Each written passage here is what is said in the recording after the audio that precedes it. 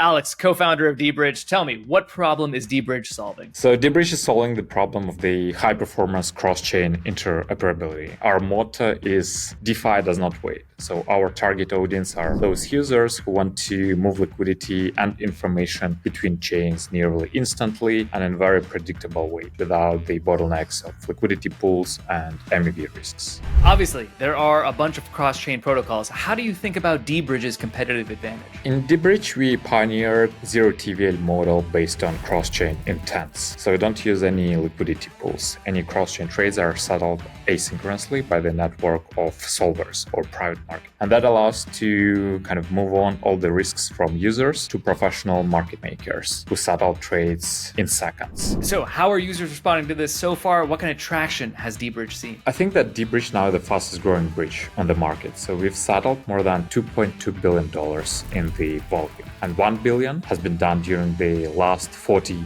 days alone. And so far, we've got 346,000 unique users. dBridge is also the only scalable and profitable cross-chain infrastructure. We've generated more than $6 million in fees into the dBridge protocol treasury, settled over $1 billion of volume to Solana. Can you tell folks how the dBridge token is going to function within the protocol? Yeah, so dBridge is a governance token, right? The token holders will be able to vote for modification of different protocol parameters. So they will be able to elect who should be the validators of dBridge messaging, how many validators we should have, what fees should be set on the dBridge smart contracts. Token holders will be able to manage the treasury and fees that are accumulated by the protocol. What are the dBridge tokenomics looking like?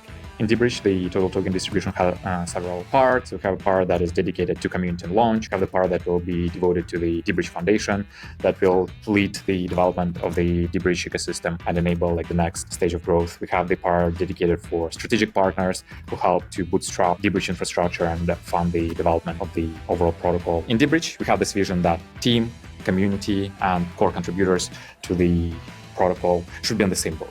Right. So the participation and governance should be balanced, right? There shouldn't be the dominance from one specific party.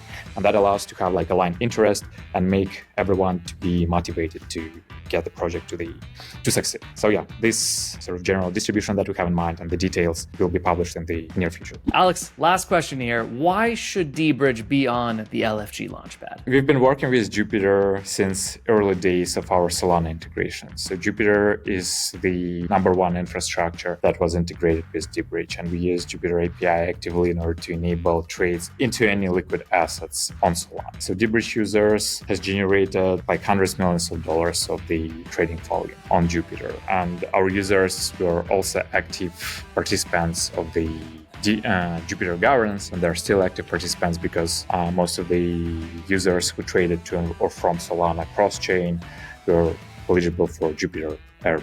And Jupiter DAO is the second on the dBridge points leaderboard, right? So we are super excited about this integration that we have. It would be awesome, to have all the cats on board to build not only within Solana ecosystem, but also beyond to make dBridge the default secure gateway for Solana ecosystem. Make sure to head on over to the Jupiter Discord to learn about all of the candidates for the LFG Round 3 vote. As a reminder, active staking rewards mean that you are going to get rewarded no matter who you vote for. So the only thing that matters is that you do your research and vote your conscience who is going to be the best candidate for the Jupiter ecosystem. See you on the vote.